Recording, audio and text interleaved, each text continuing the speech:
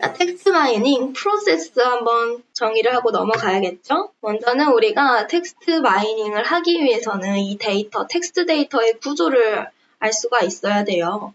자연어 처리라는 것은 자연어의 의미를 분석해서 컴퓨터가 처리할 수 있도록 어떠한 과정을 진행을 해야 되는데, 그러기 위해서는 텍스트 데이터의 구조가 필요하다라는 겁니다. 크게는 말뭉치, 문서, 그 안에 또 단락을 이루는 문장, 또 문장을 이루고 있는 여러 개의 단어들을 이루고 있는 어떠한 형태소라는 이 형태들이 데이터의 구조들이 존재합니다. 자, 이렇게 다 외워야 되는 건 아니죠. 우리가 좀 필요한 구조들은 말뭉치, 문서, 단어 정도가 되겠습니다. 내가 말뭉치가 정확하게 뭔지 모르겠다. 분석을 위해서 수집된 여러분들이 수집한 많은 큰 데이터들, 그 하나의 전체의 문서들의 집합을 의미합니다. 여기서는 문서라고 나와 있는데 내가 여러 개의 문장들을 합쳐놓은 문서 하나가 전체 데이터라고 했을 때는 이 말뭉치들은 문장들의 집합이 되겠죠. 문장들이 문서 하나를 이루고 있으니까 가장 큰 데이터 말뭉치를 의미를 하고요. 기준을 문서라고 했을 때 말뭉치는 여러 개의 문서가 존재하고 이 문서들을 이루고 있는 여러 개의 단락들을 이루고 있는 여러 개의 문장들, 이러한 순서대로 텍스트 데이터의 구조가 이루어져 있다. 텍스트 마이닝 분석 프로세스 한번 보겠습니다. 텍스트를 수집하고요. 우리가 수집한 그 데이터를 바로 데이터 분석에 이용하면 좋겠지만 그렇게 할 수가 없다라는 겁니다. 아까 앞에서 말했듯이 비정형 데이터이기 때문에요.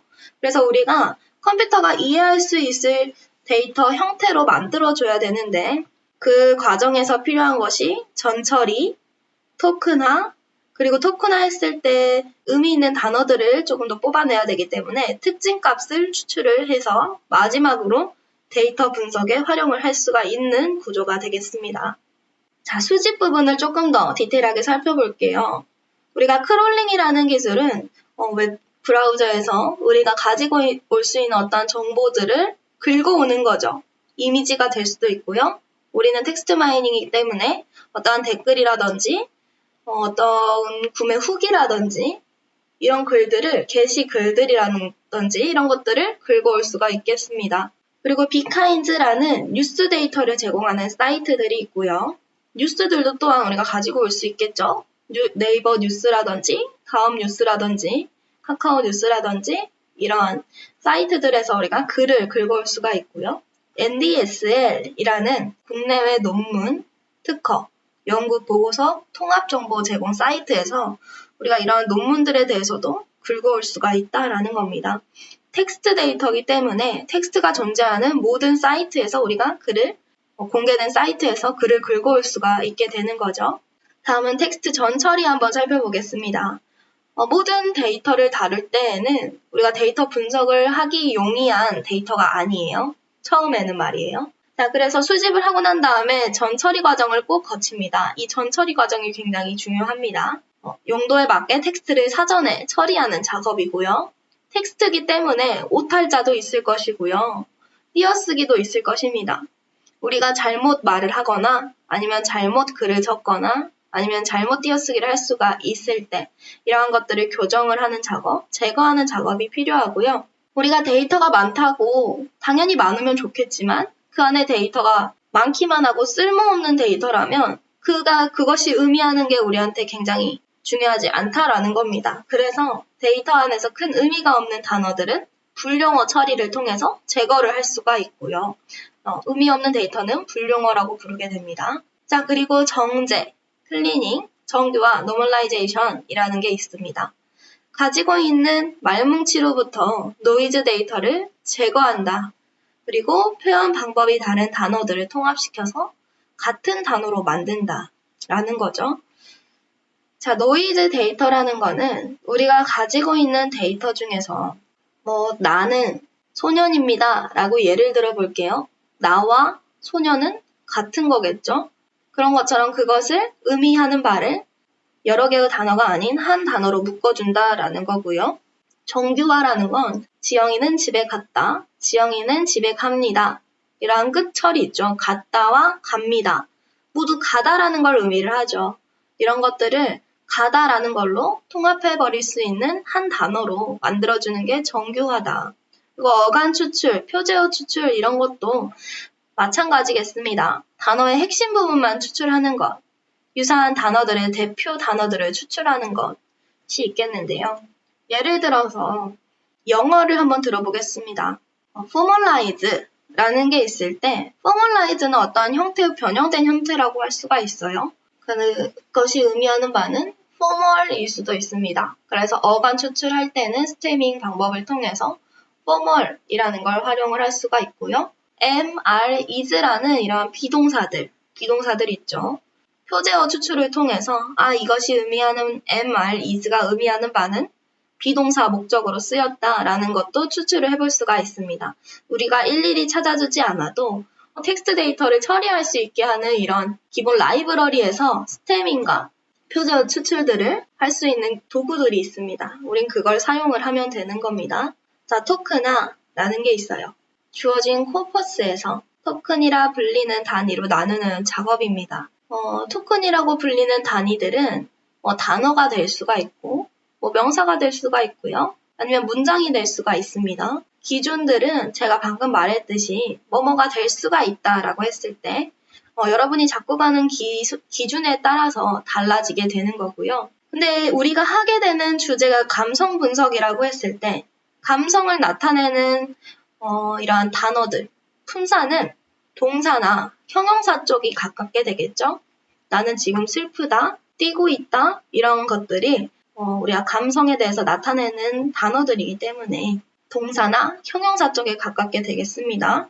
그래서 형태소 분석기를 사용해서 동사나 형용사 위주로 추출하면 내가 감성 분석을 하기에 조금 더 용이하다라는 걸 의미를 합니다. 자, 우리가 토크나를 시켰을 때 이 토크나된 단어들 중에서 중요한 단어만 선별하는 과정을 따로 빼놨습니다. 특징값 추출이라는 과정이에요. 적은 수의 문서에 포함되어 있어야 하고요. 문서 내에서 빈번하게 출연해야 된다라는 겁니다. 우리가 적은 수의 문서, 그리고 문서 내에서 빈번하게 출연해야 함이라는 뜻은요. 예를 들어서 하나의 문서가 있습니다.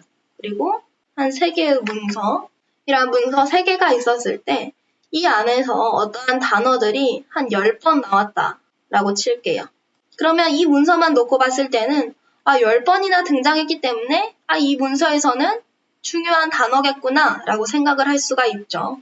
근데 다른 단어들, 다른 문서들까지 살펴보면 이 옆에 문서에서는 20번이 등장을 하게 된다라는 거죠. 그리고 이 옆에 문서에서 또한 10번씩 등장을 하게 된다라는 겁니다.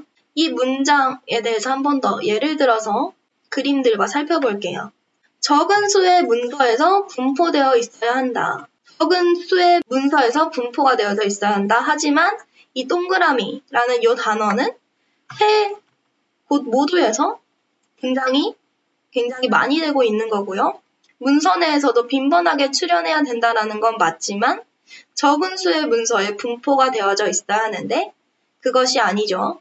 이 한 문서에만 등장하면 이 문서에 대해서 얘가 차별성이 있는 단어라고 할 수가 있는데 이 모든 문서에서 등장했기 때문에 차별성이 없는 중요하지 않은 단어가 될 수가 있다라고 이야기하고 있는 것입니다. 여기 밑에 대해서 한 번 더 얘기를 해보면 위랑 같은 의미예요. 문서를 통해 구분짓는 것이기 때문에 어떤 단어가 모든 문서에 분포되어져 있다면 이는 차별성 없는 단어다라는 겁니다. 자, 특징값까지 추출을 했다라면 이제는 데이터 분석을 할 수 있는 상태가 되는 거예요. 이랬을 때는 컴퓨터가 이해를 할 수 있는 데이터의 형태이기 때문에 머신러닝과 딥러닝 분야에 적용을 해볼 수가 있다라는 겁니다.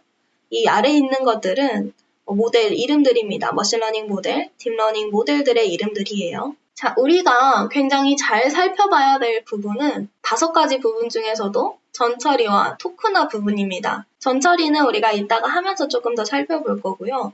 토크나 종류에 대해서 한번 살펴보도록 하겠습니다.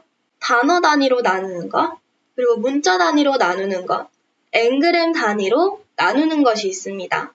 토크나 하는 이유는 우리가 사용하는 문장들을 자연어라고 하죠. 그런 자연어들을 컴퓨터가 이해할 수 있게 하나의 데이터를 뭔가 정리하는 방식이기 때문에 우리가 토큰화가 중요하다고 하는 거고요. 단어 단위는 텍스트를 단어 단위로 나누고 각 단어를 하나의 벡터 형태로 변환을 하는 방법입니다. 또 문자는 텍스트를 문자로 나누고 각 문자를 하나의 벡터 형태로 변환을 한다라는 거고요.